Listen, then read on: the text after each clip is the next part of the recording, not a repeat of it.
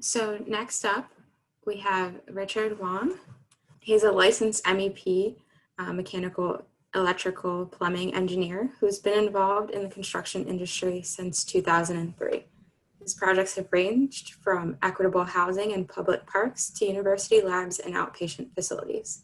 In his spare time, you'll find him volunteering with various community organizations, including Circle Compost and the Community Design Collaborative.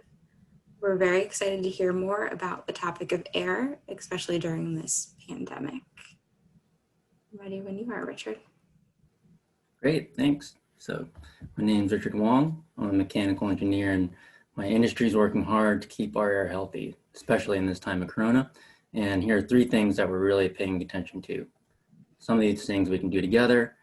Fresh air, really important these days. How's that affecting our energy use? And I want to touch on humidifiers because winter dry air is coming up. And we all know what happens when there's winter dry air, we get the flu. So everyone's familiar with this. COVID spreads through droplets. We stand 6 feet apart because droplets are diluted in the air. In the industry, we've always said the solution to pollution is dilution. So think of it that way. Solution to pollution is dilution. With outside air, we're thinking of especially important ways to get it inside. So I know when I go for a walk, it feels like a recess from the walls, especially on top of the fresh air. So getting that fresh air inside is my job. I think about air all day. This pick is practically from my brain.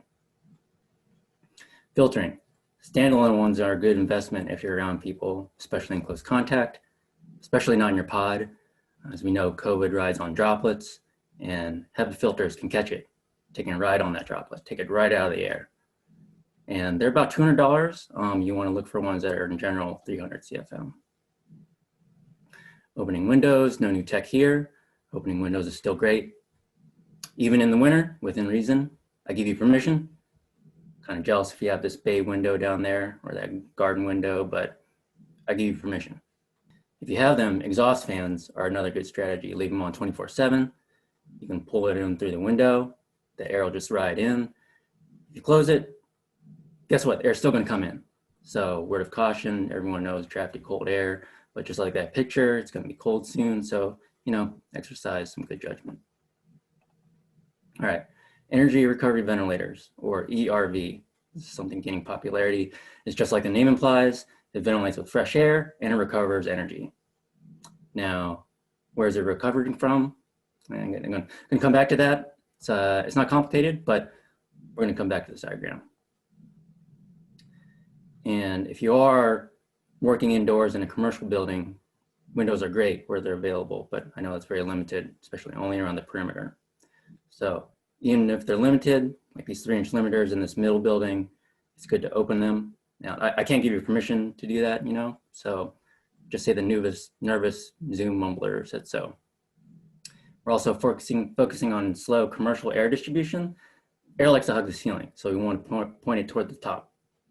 Rides the ceiling and it drifts down. My air doesn't get on you, your air doesn't get on me. We help reduce possible transmission. It's called the Coanda effect, just rides the ceiling. We're also modifying HVAC controls or the brains. One example is bringing in as much outside air as possible, but that blows up the building like a balloon. We need to relieve that air. If anyone's ever walked in a building and the front door just kind of blows open, that's kind of like the symptom of that. This highlighted region is where the outside air intake is. This is a rooftop unit on a commercial building. We're especially focused on keeping that clean. The louvers get clogged with all sorts of Philly stuff. There's dampers that open and close. Sometimes they break open, sometimes they break closed. Sometimes they break closed and break even more closed. We just need to focus on making sure they're clean. And this increased raw outside air is an energy investment we're shifting to, bringing in more cold outside air, which of course means we need to heat it up. So the bills are going to go up, but that's an investment in our health. And green is good. The green thermometer is actually really hard to find, interestingly, but this is good. This is investing in our health. Thicker filters, this is also an energy investment. It's like our fans are wearing N95s all day. HEPA filters are sometimes too thick for the fans. They're just not powerful enough, but the fans are working really hard to pull through the thickest filters they can. And you can see all these hard working lines, like that hard working line, that hard working line. So we're tweaking with the HVAC controls to make this all happen. Just another energy investment. requires programming in the building's brains. You can think of it like a phone update. It's always improving 24/7, like the previous examples, or speeding up the fans to pull through the filters, cooling and heating more outside air when we can, changing scheduling. And I just want to touch on UVC filters. They're also a health and energy investment. Word of caution, you need to consult a specialist, but they are safe and effective if they're installed correctly. They need to be dialed at the right strength. They need to be away from people. Sometimes you can even retrofit them inside air handlers. Just exercise caution if you're thinking about it, if you're a building owner. All right, back to the RV. So these are getting popularity. There's a fancy box that can exhaust. So it can exhaust your bathroom, it can exhaust your kitchen, it can exhaust your whole house. It's commercial models too.